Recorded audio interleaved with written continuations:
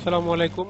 আমি ইমরান আহমেদ আপনাদেরকে স্বাগতম জানাচ্ছি আজকের টিউটোরিয়ালে। তো আমি আজকে ব্যতিক্রমধর্মী একটি টিউটোরিয়াল নিয়ে আপনাদের সঙ্গে আলোচনা করব। সেটা হচ্ছে আম, সম্প্রতি বেসরকারি শিক্ষক নিবন্ধন NTRCA শূন্য পদে শিক্ষক নিবন্ধনের যে অনলাইন আবেদন প্রক্রিয়া চলছে, তো সেটা কিভাবে করতে হয় এবং গত 3 থেকে 4 দিন আগে ওয়েবসাইট আপগ্রেডিং এর ফলে নতুন নতুন কিছু সুযোগ সুবিধা এসেছে, সে বিষয় নিয়ে আমি আলোচনা করব। এবং ইতিপূর্বে যারা আবেদন করেছেন তাদের জন্য গুরুত্বপূর্ণ একটি টিউটোরিয়াল হতে পারে এটা। তার কারণ সর্বপ্রথম যারা আবেদন করছেন তারা অনেকেই যে প্রতিষ্ঠানে আবেদন করেছেন তখন ওই প্রতিষ্ঠানটি এমপিওভুক্ত ছিল কিনা বা নন এমপিওভুক্ত কিনা সেটাও অনেকেই জানতেন না, কিন্তু সাইট আপগ্রেডিং এর পরে এখন ওয়েবসাইটে দেখা যাচ্ছে আপনি যে প্রতিষ্ঠানে আবেদন করতে চাচ্ছেন সে প্রতিষ্ঠান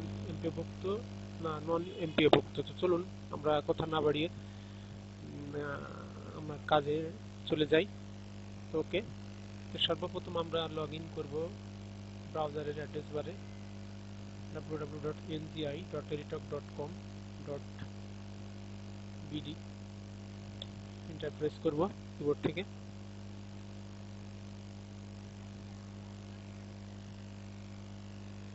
তো এবার হোম স্ক্রিন আসলে সেখান থেকে আমরা অ্যাপ্লাই নাওতে ক্লিক দিলাম। দেন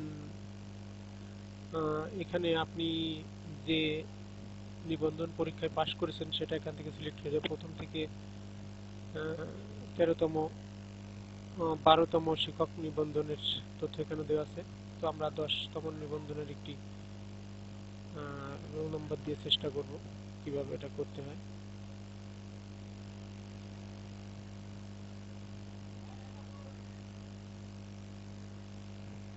সরি, এটা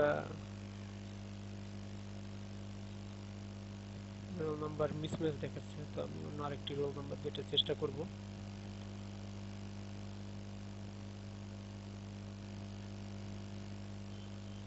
হ্যাঁ, এবার ঠিক আছে। তো ওকে, তো এখন আমরা লেভেল দিব স্কুল লেভেল বা কলেজ। এখানে আমরা এই রোল নাম্বারটিতে কলেজ আছে, আমরা কলেজ সিলেক্ট করলাম। পোস্ট লেকচারার, বিষয় ফিনান্স। এবার ডিভিশন আমরা খুলনা ডিভিশন সিলেক্ট করব যেহেতু আমার হোম ডিভিশন খুলনা। দেন সিলেক্টেড ডিস্ট্রিক্ট আমি সিলেক্ট করব আমার হোম ডিস্ট্রিক্ট মাগুরা, এবং এখানে উপজেলা সিলেক্ট করতে হবে। আমি মাগুরা সদর সিলেক্ট করলাম। তো এখানে ইনস্টিটিউট নেম এখানে দেখা যাচ্ছে জগদাল সম্মিলনী কলেজ, এখানে ব্র্যাকেটে দেখাচ্ছে এমপিও, তার মানে এই কলেজটি এমপিও ভুক্ত। তো এর আগে যারা আবেদন করেছিলেন, তো তাদের জন্য এটা আমি বলে রাখি যে এর আগে সর্বপ্রথম এই ব্র্যাকেটে যে এমপিও লেখা আছে এই এমপিওটা ছিল না, অতএব তখন আপনি বুঝতে পারছিলেন না যে আপনি যে প্রতিষ্ঠানে আবেদন করছেন ওই প্রতিষ্ঠানটি আসলে এমপিও ভুক্ত কিনা। এটা গত কয়েকদিন আগে সাইট আপগ্রেডিং এর কারণে এই তথ্যটি নতুন করে সংযোজিত হয়েছে। তো ওকে, আমি এবার নেক্সটে ক্লিক করলে অ্যাপ্লিকেশন ফর্মে আমরা চলে যাব।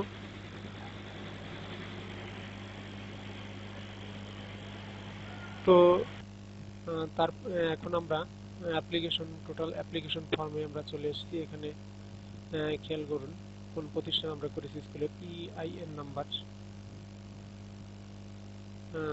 অ্যাপ্লিকেন্টসের নাম, পিতা মাতা, জন্ম তারিখ, এখানে আপনাকে NID নাম্বার অর্থাৎ জাতীয় পরিচয়পত্র নাম্বার দিতে হবে।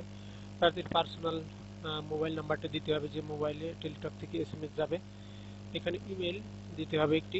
এবার পর্যায়ক্রমে সবই বুঝতে পারবেন, ধর্ম, জাতীয়তা, পুরুষ বা মহিলা, ম্যারিটাল স্ট্যাটাস।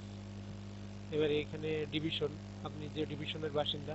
এবার জেলা, উপজেলা এবং পোস্ট কোড এবং আপনার স্থায়ী ঠিকানা, বর্তমান ঠিকানা এখানে দিবেন। সর্বশেষ এখানে দেখতে পাচ্ছেন একটি বক্স আছে, এখানে ব্রাউজ করে ফটো সিলেক্ট করতে হবে।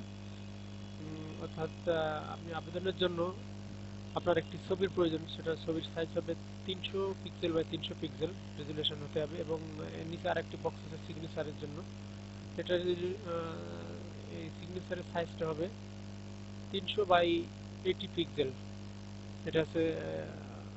তবে আপনাদের এখানে আরেকটি বিষয় জানিয়ে রাখি, প্রত্যেকটি ছবি JPG ফরম্যাটে হতে হবে। এবং সর্বশেষ সাবমিট বাটনে ক্লিক করলে আপনার কাজটি শেষ।